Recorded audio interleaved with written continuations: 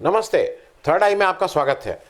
आज हम लोग बात कर लें तो थोड़ा उत्तर प्रदेश में जो अब विधानसभा के चुनाव होने हैं उसके बारे में। और ये मैं इसलिए कह रहा हूं क्योंकि ये शायद बहुत अहम चुनाव होने जा रहे हैं जो भाजपा के कम से कम आगे आने वाले समय को बहुत बहुत हद तक प्रभावित करेगा। यहाँ का उत्तर प्रदेश का चुनाव आपको याद दिलाने के लिए बता दूं कि 2017 में 3 या 4 जनवरी को इलेक्शन कमीशन ने डेट अनाउंस कर दी थी और जिस दिन से वो डेट अनाउंस करते हैं इलेक्शन कमीशन, उसी दिन से मॉडल कोड ऑफ कंडक्ट लग जाता है, आचार संहिता। तो इस बार भी उम्मीद है वो 3-4 जनवरी के आसपास डेट अनाउंस हो जाएगी। तो समझना यह है कि अब हमारे पास दिसंबर तक 7 महीना करीब करीब बचा है इलेक्शन जहां दिख रहा है, क्योंकि एक बार डेट अनाउंस हो गई तब तो आप फिर उस रनअप में हो जाते हैं, फिर तो आप इलेक्शन के मोड में हो जाते हैं। अच्छा, ये क्यों अहम है? क्योंकि ये एक ऐसी चीज है जो भाजपा को सबसे अच्छा लगता है, इसमें भाजपा सबसे ज्यादा पारंगत है। हम सब ने देखा था कि इवेंट मैनेजमेंट भाजपा बहुत करती है, बहुत अच्छा लगता है, मोदी जी को अच्छा लगता है, योगी जी को अच्छा लगता है।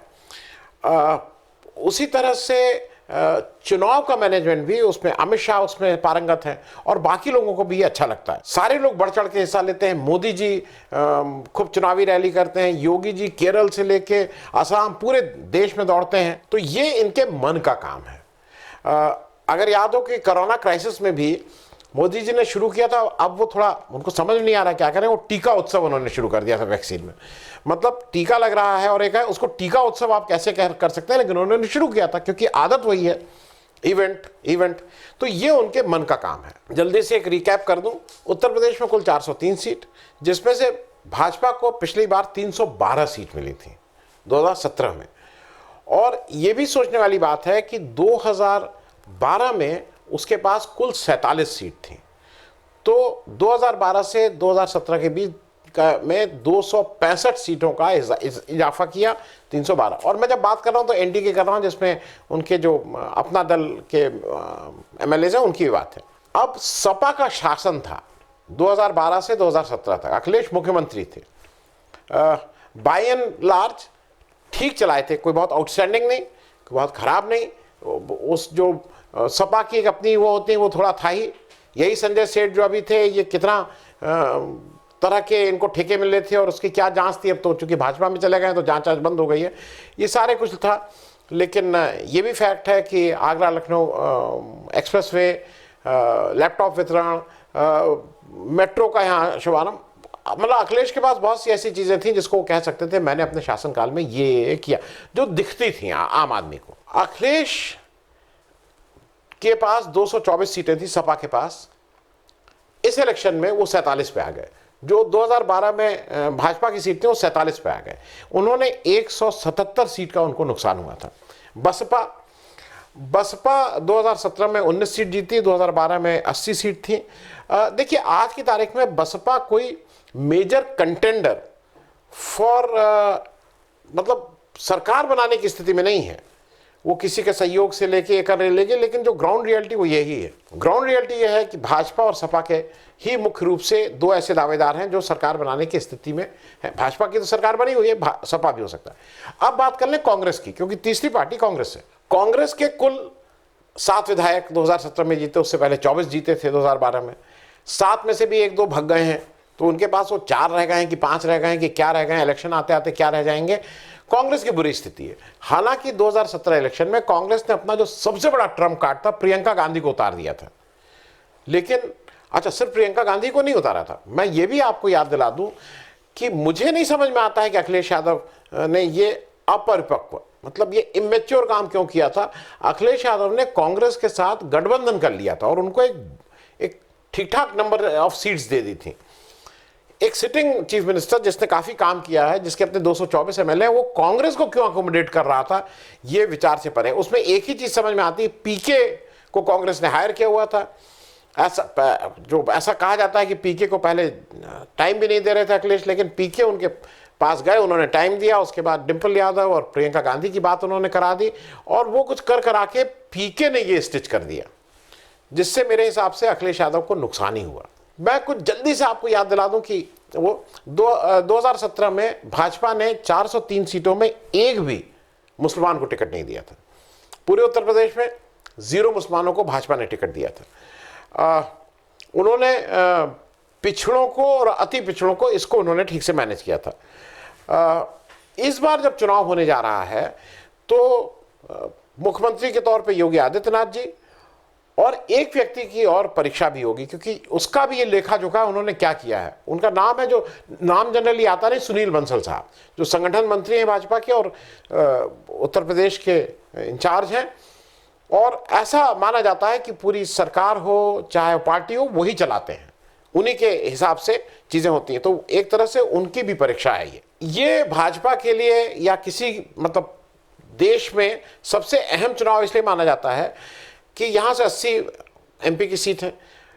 अगर यहाँ पे भाजपा गड़बड़ होती है तो 2024 की राह भाजपा के लिए मुश्किल हो जाएगी, ये सबको पता है।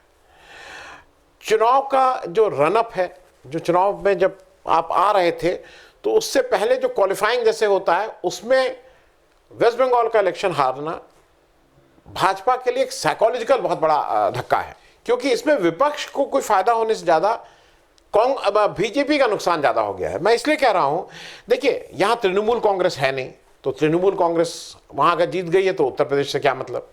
यहाँ पे सीपीएम या सीपीएम मतलब कम्युनिस्ट भी नहीं है, तो अगर वहाँ वो हार भी गए तो यहाँ कोई फर्क नहीं पड़ता है।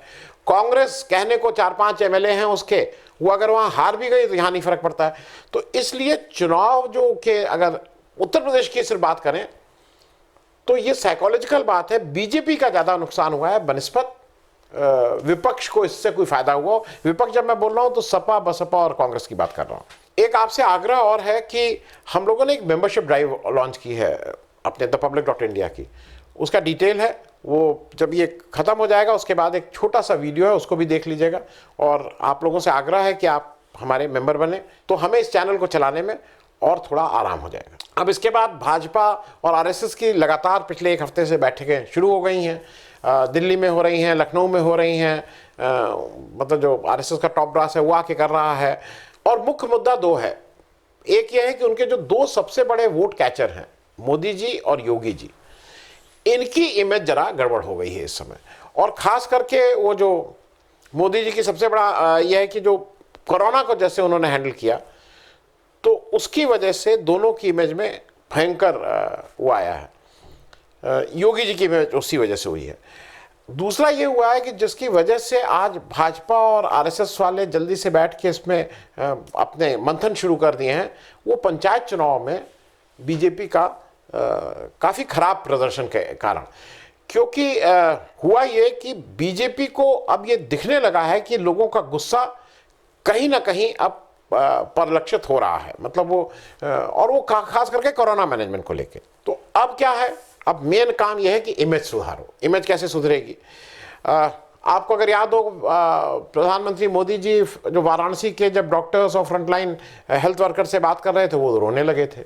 तो लगता है कि रोने से मोदी जी को ऐसा लगता है कि रोने होने से थोड़ा लोगों के मन का जो गुस्सा है वो कम हो जाएगा। क्योंकि मेन का वजह यह है कि देश की जनता ने, उसको कोई माने चाहे ना माने, पूरी तरह से जो ऑक्सीजन को लेकर दिक्कत हुई थी और जिस ऑक्सीजन के कारण ज़्यादा लोग मरे, बनस्पत बीमारी से ज़्यादा लोग ऑक्सीजन की किल्लत की वजह से मरे, ऑक्सीजन न होने की, उसका पूरी तरह से ये मानते हैं कि उसकी पूरी जिम्मेदारी केंद्र सरकार और मोदी जी की थी और उन्होंने उसको मिस किया। दूसरा, जो वैक्सीन को जिस ढंग से मोदी जी ने डील करने की कोशिश की है और केंद्र सरकार ने, उससे भी इनकी इमेज में काफ़ी कमी आई है। योगी जी की इमेज भी इन्हीं कारणों से थोड़ा उसमें कमी आई है। अब मोदी जी तो उधर लोगों से मिलना जुलना, मतलब कॉन्फ्रेंस करना शुरू कर दिए हैं कंप्यूटर पे और इस माध्यमों से, virtual conference. Yogi ji physical दौरा करना शुरू किया, पूरे राज्य का दौरा उन्होंने पिछले 11 दिन में या 10 दिन में उन्होंने 17-18 मतलब शायद सारे मंडल हो आए हैं, या सारे मंडल नहीं तो कम से कम 11-12 मंडल हो आए हैं। खूब तेज़ी से दौरा कर रहे हैं हर एक जगह, और बेसिकली कोविड ही उनका है। हालांकि फिर वही अधिकारी उनको दिखाने वाले हैं।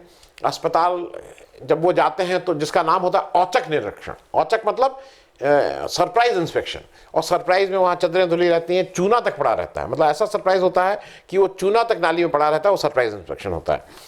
तीसरा व्यक्ति जिसको इसमें है वो अमित शाह की जो एक इमेज थी ना कि वो कुछ भी मैनेज कर सकते हैं और वो जैसे सरकार गिरा सकते हैं, सरकार तोड़ सकते हैं, एमएलए खरीद सकते हैं, एमएलए वो कर सकते हैं, उसको बहुत बड़ा धक्का बंगाल में लगा है। और वो डेस्परेशन में जो जिस तरह के काम करते जा रहे हैं, मुझे ऐसा लग रहा है वो बीजेपी का ज़्यादा नुकसान कर रहे हैं।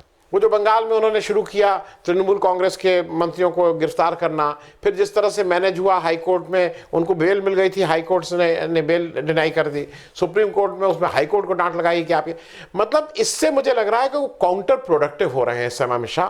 तो उनको या तो मतलब ये जो, हालांकि वो छोड़ेंगे नहीं, मोदी जी का उन्हीं के ऊपर विश्वास है, थोड़ा अपने को कम ढंग से आक्रामक रूप से इसको करना चाहिए। उत्तर प्रदेश में चर्चा आम है कि अब सरकार में किसी भी समय फेरबदल हो सकता है अगले 2-4-5 दिन में। एक शर्मा जी आए हैं उत्तर प्रदेश वाले, लेकिन गुजरात वाले शर्मा जी आ गए हैं, उनको पीसीएस अफसर थे वहाँ और अब उनको एमएलसी बना दिया गया और कहा जा रहा है कि वो सारा कुछ जो प्रशासन है उसको चुस्त दुरुस्त कर देंगे।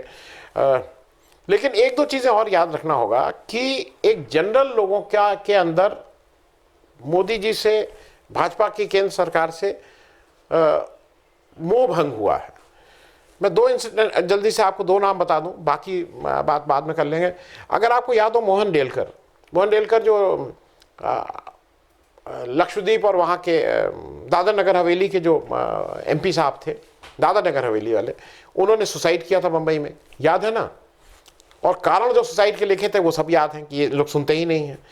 दूसरे भाजपा के सिटिंग एमपी रामस्वरूप शर्मा जी हिमाचल प्रदेश से जो आते थे, उनका कंक्लूड नहीं हुआ था, लेकिन ऐसा लगता था कि जो पुलिस ने कहा था, ऐसा लगता है कि वो सुसाइड हुआ है। ये सारी चीज़ें कहीं ना कहीं इंगित करती हैं कि लोगों का मोहभंग हो रहा है। अब मैं जल्दी से कुछ बीजेपी के 5 की इनकी राह क्यों आसान है, इनकी राह क्यों मुश्किल है, इस पे आपसे चर्चा कर लूँ।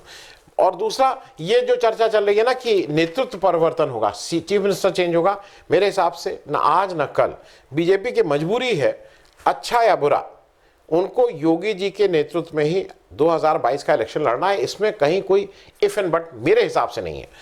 योगी जी का अगर वो नेतृत्व परिवर्तन होता है तो मेरे लिए एक मतलब मेरी जो पॉलिटिकल एनालिसिस है उसको फिर से समझना होगा, क्योंकि मेरे हिसाब से योगी जी का इस समय वो चेंज नहीं कर सकते हैं जितने डेलिकेटली वो प्लेस्ड हैं, क्योंकि टाइम नहीं है अब उनके पास। वो 2 साल पहले कर सकते थे, लेकिन अब 6 महीने के अंदर उनको डिलीवर करना है।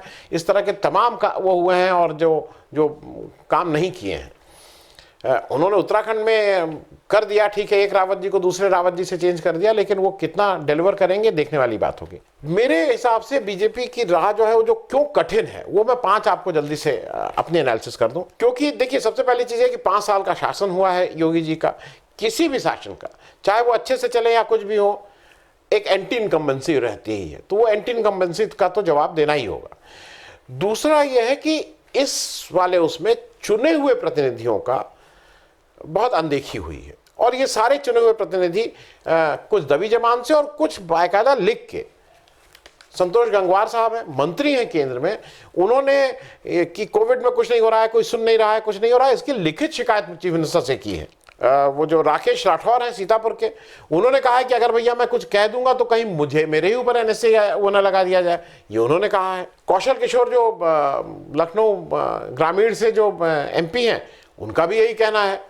मतलब ये सारे लोग हैं और चुने हुए प्रतिनिधियों की सही में अनदेखी हो रही है, उनकी कोई सुन नहीं रहा है, क्योंकि ऐसा माना जा रहा है कि ये तो अधिकारी इसको चला रहे हैं।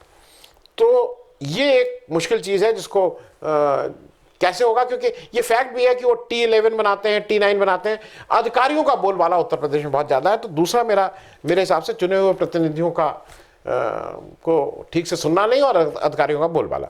तीसरा मेरे अनुसार किसान आंदोलन जो है, किसान आंदोलन कहीं ना कहीं बहुत ठीक से 2022 के इलेक्शन को प्रभावित करेगा, और ये हम सब देखे हुए हैं। वेस्टर्न यूपी में तो ठीक से करेगा, और जहाँ पे किसान यूनियन, जयंत चौधरी, ये सारे लोग दौरा कर रहे हैं, और ऐसा मुझे लगता है कि यहाँ पे कुछ ना होगा। एक फैक्टर मैं और बोलूँगा जो थोड़ा सुनने में अटपटा लगे लोगों को, योगी जी का एक जो इमेज है उसमें ऐसा माना जाता है कि भाई हिंदू धर्म, लेकिन ब्राह्मण खुश नहीं है, ये ध्यान रखिएगा। ब्राह्मण को कहीं ये लग रहा है, क्योंकि थाने में भी देख लीजिए, पुलिस की पोस्टिंग भी देख लीजिए, थोड़ा राजपूत लोगों को थोड़ा पेट्रोनेज ज़्यादा है, तो ऐसा कहीं से ब्राह्मणों को एक फीलिंग है कि ये मतलब राजपूतों का फेवर करते हैं।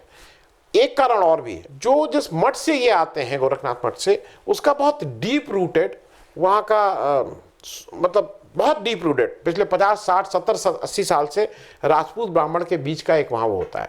मठ जो है वो राजपूतों के एक आन बान शान होती है। अब उसके जो नए नायक हो गए हैं, हरिशंकर तिवारी हो गए, इससे पहले सूरज नारायण मणि त्रिपाठी, ये सब लोग उसको करते थे।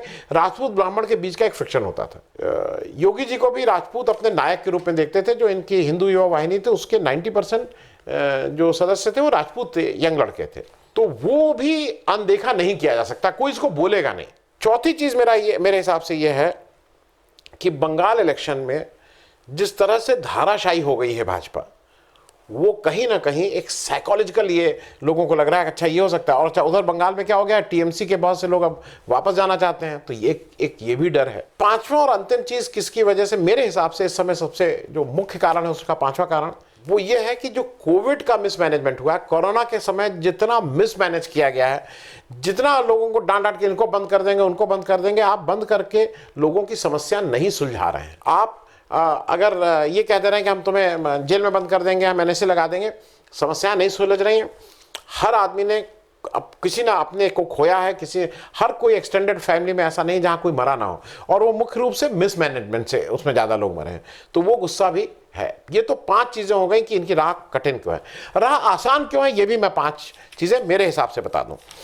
एक तो विपक्ष में ना हिम्मत है ना ताकत है इस समय। अखिलेश यादव जी ये मान के चलते हैं कि वो तो जो एंटी बीजेपी वोट होगा वो उसका मैं ही हकदार हूं, वो मुझे ही मिल जाएगा, तो जिसको कहते हैं वो झक मार के लोग मुझे देंगे, इस तरह का एक उनके मन में उनके उससे वो कहीं पे भी नेतृत्व का अभाव है। कहीं आप उनको प्रदर्शन या इस तरह का कोई आम आदमी की आवाज उठाते हुए नहीं देख रहे हैं अखिलेश यादव को, वो सड़क पे नहीं है। उसका एक बड़ा कारण ये भी है कि लोग ममता बनर्जी से कंपेयर करते हैं। ममता बनर्जी प्राइमरली फाइटर रही हैं, चाहे वो कांग्रेस में रही हो, चाहे कांग्रेस से बाहर निकल कर तृणमूल में गए, वो फाइटर हैं। अखिलेश में वो उस तरह की फाइटिंग स्पिरिट नहीं है। दूसरा जो कारण जिसकी वजह से बीजेपी को आसान है, वो जो छोटी जातियों का तालमेल किया है ना इसने, बीजेपी ने भर, केवट, कुशवाहा, ये बहुत अच्छा किया है। इसको उन्होंने बहुत अच्छे से किया है। और पिछड़ों में यादव जरूर सपा के साथ हैं बाई एंड लार्ज जब मैं बोलता हूं, लेकिन बाकी पिछड़ी जातियों को भी बीजेपी ने अच्छे से मैनेज किया है। तो और जैसे अभी बात भी चल रही है कि शायद केशव मौर्य जी को अध्यक्ष बनाने की बात है, वो एक मैनेजमेंट बीजेपी का पिछड़ी जातियों का और अति पिछड़ों का बहुत अच्छा रहा है। तीसरा है कि विपक्ष के वोट, विपक्ष में चाहे बसपा आएगी, चाहे सपा है, कांग्रेस है, अब वो अरविंद केजरीवाल कह रहे हैं वो भी आ रहे हैं, उधर से ओवैसी साहब भी आ रहे हैं। जितने ज्यादा लोग लड़ेंगे, जितने विपक्ष के मतलब एंटी बीजेपी वोटों का बिखराव होगा, उसका फायदा बीजेपी को होगा। तो इस वजह से ये है। चौथी बात जो मुझे लगती है कि योगी सरकार के ऊपर कोई भ्रष्टाचार, मतलब योगी जी के ऊपर खास करके सरकार के ऊपर लगे हैं, Yogi ji as chief minister के ऊपर कोई भ्रष्टाचार का आरोप नहीं लगा है। उनके अगेंस्ट क्या है बात कि जो उनकी ठोक दो वाली नीति, हर चीज में वो अधिकारियों पर डिपेंड कर रहे हैं, और एक जनरली जो दबंगई वाली होती है कि उसको मतलब उन्होंने कहा ना ठोक दो, तो ये जो ठोक दो की नीति है, हो सकता है जैसे मैं उसका विरोधी हूं, मैं उसका विरोध करता हूं और मुझे लगता है कि बहुत गलत बात है। लेकिन मैंने जब बात की तो बाई एंड लार्ज एक तबका ऐसा भी है जिसको लगता है कि नहीं, गुंडों का और क्या किया जाए, अगर इनकाउंटर कर दे रहे हैं तो अच्छा ही कर रहे हैं योगी जी। उनको ये वाली रॉबिनहुड वाली बात कह लीजिए, या त्वरित न्याय की बात कर लीजिए, या इतने त्रस्त हो गए उनको योगी जी की ठोक दो नीति कुछ लोगों को ठीक लगती है, और ठीक ठाक मतलब पढ़े लिखे लोगों को ठीक लगती है। अंतिम बात, जो बीजेपी का तुरुप का इक्का है, जो तुरुप ट्रम्प कार्ड है, वो ये है कि राम मंदिर तो अब हो गया, अब दिखाने को हो जाएगा, देखो राम मंदिर बना रहे हैं, ऐसे कर रहे हैं, ऐसे कर रहे हैं। अब उन्होंने काशी विश्वनाथ में मंदिर का भी कॉरिडोर बनाना, और उसको भी अब कुछ ना कुछ इलेक्शन का मुद्दा तो बनाएंगे ही। और जो अभी तक का पास रिकॉर्ड रहा है पिछले 30-35 साल का, कि हिंदू मुस्लिम जब हो जाता है तो हिंदू उस रिएक्शन में एक जगह कंसोलिडेट हो जाता है, तो बीजेपी को उम्मीद है कि वो फिर हिंदू मुस्लिम करके वाली बात पे हिंदुओं को कंसोलिडेट कर लेगी। Thank you so much. Republic में आपका स्वागत है। हम लोगों ने ये सफ़र करीब 3 साल पहले डगमगाते हुए शुरू किया था।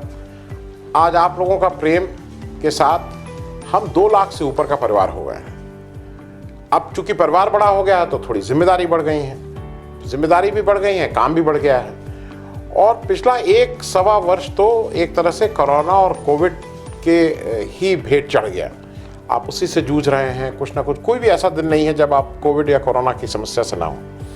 जब हमने ये सफ़र शुरू किया था तो मूल रूप से हम एक पॉलिटिकल एनालिसिस और कुछ अपने सामाजिक दायित्व का निर्वाह करने के लिए इसकी संरचना हुई थी, परिकल्पना वो थी। लेकिन आज धीरे धीरे नए आयाम जुड़ते जा रहे हैं, नए लोग जुड़ते जा रहे हैं, और अब इस चैनल को स्थायित्व देने के लिए आप सब लोगों से, जो मेरे परिवार के सदस्य हैं, से आग्रह है कि हम एक नई मेंबरशिप स्कीम लॉन्च कर रहे हैं। इस मेंबरशिप स्कीम में 3 कैटेगरीज हैं। एसोसिएट है 199 रुपये के, 199 रुपीज़। देन पार्टनर 1199 1199 रुपये। और फैमिली है, उसमें 3999 3999। आपसे आग्रह है कि अभी तक जिस तरह का प्रेम और सहयोग आपने दिया है, और ख़ास करके इस प्रोग्राम में मेंबरशिप लेके आप हमारा उत्साहवर्धन करेंगे, हमें रास्ता भी दिखाएंगे और इस पूरे चैनल को एक नई दिशा की ओर ले चलने में सहायता करेंगे। धन्यवाद।